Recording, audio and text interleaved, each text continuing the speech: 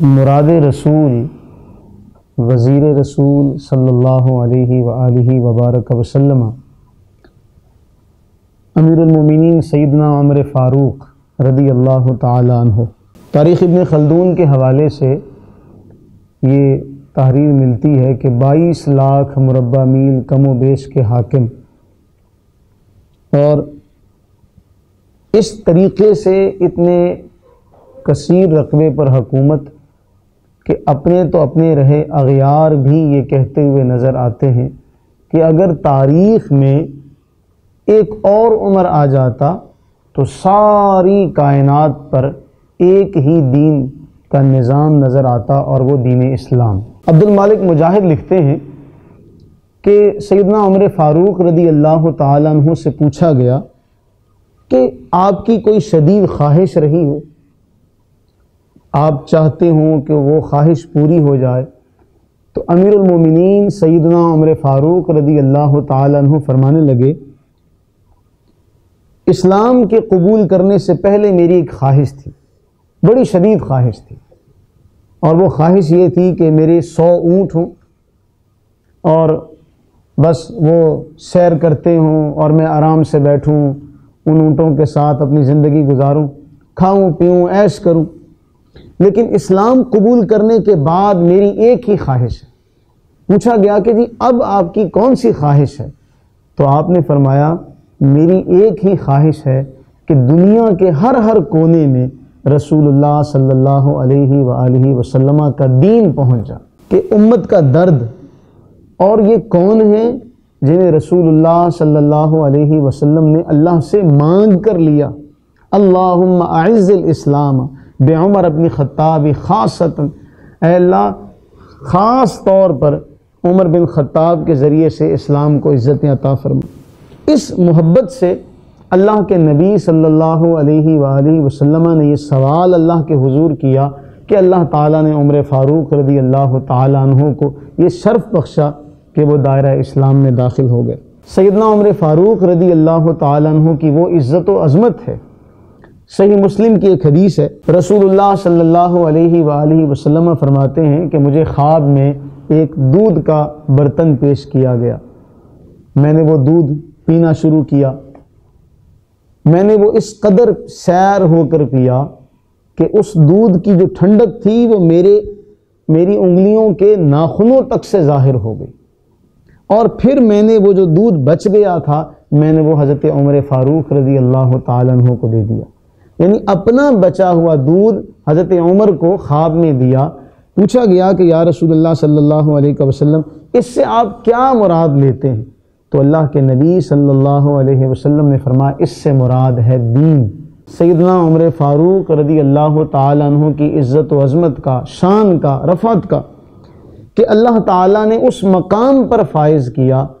کہ قرآن کریم کی آیات نازل ہوتی ہیں رسول اللہ صلی اللہ علیہ وسلم پر، لیکن علامہ جلال الدین سیوطی علیہ رحمہ نے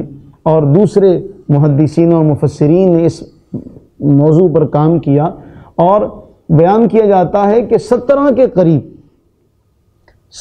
قریب بلکہ اس سے بھی زیادہ علامہ سیوطی نے جو تتبع کے بعد جو بیان کیا کہ اس قدر واقعات ہیں کہ جہاں جہاں عمر فاروق رضی اللہ تعالی عنہ کی جو مرضی تھی، جو آپ رضی اللہ تعالی عنہ کا مشورہ، جو آپ کی رائے ہوتی تھی، اللہ تعالیٰ اسی رائے کے مطابق قرآن کی آیات نازل فرما دیتے ہیں۔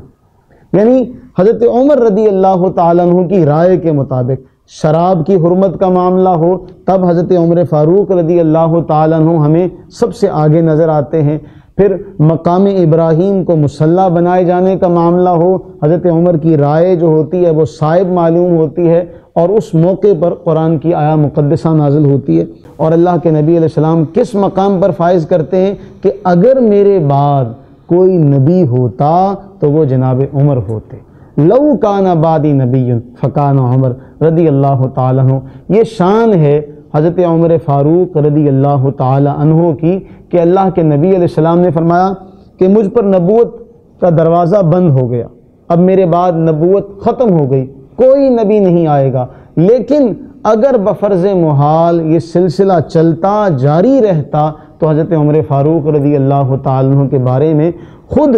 رسالت مآب صلی اللہ علیہ وسلم نے یہ بشارت ارشاد فرما دی۔ سیدنا عمر فاروق رضی اللہ تعالیٰ عنہ کے تقویٰ کا، آپ کے اللہ سے خوف کا، خشیت کا عالم یہ ہے کہ آپ فرماتے ہیں کہ اگر یہ اعلان کر دیا جائے کہ اس روئے زمین پر ایک آدمی کے سوا، صرف ایک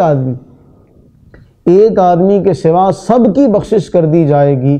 تو مجھے ڈر ہے کہ وہ ایک آدمی میں ہوں گا۔ کہیں عمر فاروق رضی اللہ تعالیٰ عنہ یہ کہتے ہوئے نظر آتے ہیں کہ کاش اے عمر تجھے تیری ماں نے جنم نہ دیا ہوتا، کاش تو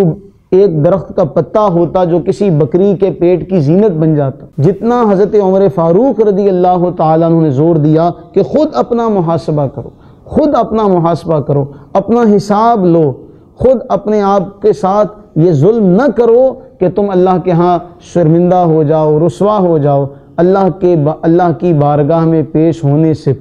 پہلے اپنی زندگی کا حساب کر لو۔ یکم محرم الحرام سیدنا عمر فاروق رضی اللہ تعالیٰ عنہ کی شہادت کا روز، اور آپ اندازہ کیجئے ہمیں ذرا سی تکلیف پہنچے تو شریعت کے سارے احکامات ہم پس پشت ڈال دیتے ہیں، ذرا سی تکلیف پہنچے ہم سب نماز روزہ زکوٰۃ بھول جاتے ہیں۔ سیدنا عمر فاروق رضی اللہ تعالیٰ عنہ کے خنجر لگا ہوا ہے، اور عالم یہ ہے کہ آپ کو دودھ پیش کیا جاتا ہے، آپ وہ دودھ نوش فرماتے ہیں تو کٹی ہوئی انتڑیوں کے رستے وہ دودھ سارا باہر نکل جاتا ہے۔ آج کے جدید دور کی سہولیات تو نہیں تھی اس زمانے میں۔ آپ ایک تصور کریں، ذرا سا اپنے ذہن میں وہ تصور لائیں کہ آج سے اتنے 1400 سال پہلے ایک شخصیت ہے، اس قدر تکلیف میں ہے کہ پیٹ کٹا ہوا ہے، دودھ پلایا جاتا ہے، انتڑیوں کے راستے باہر آ جاتا ہے۔ ایسی تکلیف کی حالت میں ایک نوجوان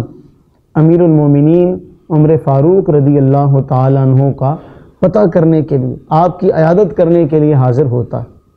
آپ دیکھتے کیا ہیں کہ اس کا ازار اس کے ٹخنوں سے نیچے۔ قربان جائیں، عمر فاروق رضی اللہ تعالیٰ عنہ کو اپنے نبی صلی اللہ علیہ وسلم کی سنت سے اتنا پیار ہے کہ ایسے عالم میں بھی، ایسی شدید زخمی ہونے کی حالت میں اس نوجوان لڑکے سے فرماتے ہیں، یبن اخی، اے بھتیجے، ارفع ازارک، اپنا ازار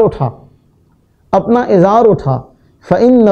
اتقی لربک، یہ تجھے تقوی دلائے گا، تجھے رب کا قرب عطا کرے گا، وانقی لثوبک، اور تیرا کپڑا جو ہے وہ بھی پاکیزہ رہے گا۔ آپ اندازہ کریں کہ ایسے وقت میں بھی عمر فاروق رضی اللہ تعالیٰ عنہ اپنے نبی کے دین کی آبیاری کرتے ہوئے نظر آتے ہیں، تبلیغ دین کے لیے مصروف عمل نظر آتے ہیں۔ تو ہمیں سیرت عمر سے سبق یہ ملتا ہے کہ ہر وقت اس دین کا درد اپنے دل میں رکھا جائے، اس دین کی تبلیغ کے لیے کوشش کی جائے۔ تو یکم محرم الحرام عمر فاروق رضی اللہ تعالیٰ عنہ کی شہادت کا روز، اور اس روز ہم یہ ارادہ کر لیں کہ ہم عمر فاروق رضی اللہ تعالیٰ عنہ کے اس مشن کو جو آپ کے اسلام لانے سے شروع ہوا تھا،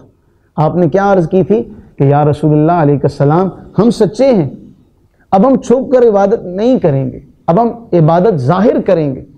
اور 40 کا عدد مکمل ہوتا ہے اور پھر مسلمان ظاہراً عبادت کرتے ہیں۔ تو وہ جو سلسلہ ہمیں نظر آتا ہے آپ کے قبول اسلام سے، ہمیں اس قبول اسلام سے آپ کا جو مشن شروع ہوا، اس مشن کو لے کر چلنا ہے۔ اور آپ کا جو آخری سبق آپ کی سیرت سے ملتا ہے کہ دنیا سے جاتے ہوئے بھی آقا کریم علیہ الصلوۃ والتسلیم کی سنت کے احیاء کا درس دیتے ہوئے نظر آتے ہیں۔ ہمیں بھی آج یہ ارادہ کرنا ہے کہ ہم عمر فاروق رضی اللہ تعالیٰ عنہ کے نقش قدم پر چلتے ہوئے احیاء دین کے لیے، احیاء سنت کے لیے ہم سب مل کر کام کریں، اور اس دین کے گلشن کو سرسبز رکھنے کے لیے اپنی اپنی جگہ ہر شخص اپنا اپنا حصہ ڈالے۔ ہم سب کو اللہ تعالیٰ اپنی رحمتوں کا سایہ نصیب فرمائے، اور عمر فاروق رضی اللہ تعالیٰ عنہ کی حقیقی محبت نصیب فرمائے، آمین۔